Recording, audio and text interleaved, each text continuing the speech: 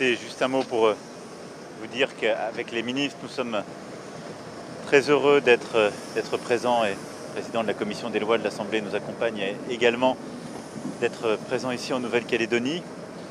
Il y a 5 ans, j'étais là pour essayer de bâtir une feuille de route. Les engagements ont été tenus. Depuis lors, les 3 référendums ont permis, conformément aux accords, à la population de s'exprimer. Et maintenant, c'est sur la base des travaux faits durant l'année qui vient de s'écouler par la Première ministre, le ministre de l'Intérieur et des Outre-mer, une nouvelle page à la fois de projets institutionnels que je viens ouvrir. Et donc c'est à la fois une visite où je souhaite voir l'ensemble des parties prenantes, mais où je souhaite aussi poser les bases justement de ce cadre à venir, de ce projet à venir, du statut à venir pour la Nouvelle-Calédonie suite à ces 3 référendums.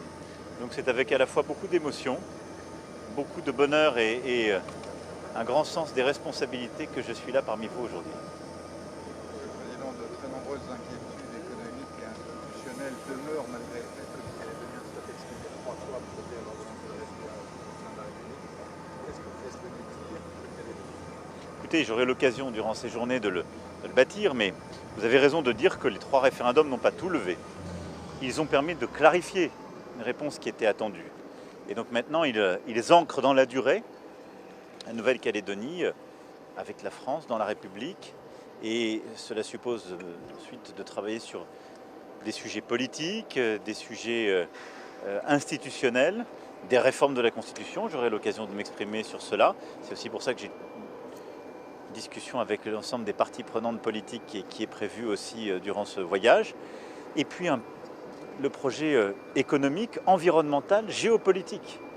Et j'avais eu l'occasion de le dire il y a 5 ans, la Nouvelle-Calédonie, c'est aussi une chance pour l'ensemble du territoire français dans cette région Indo-Pacifique où beaucoup se joue.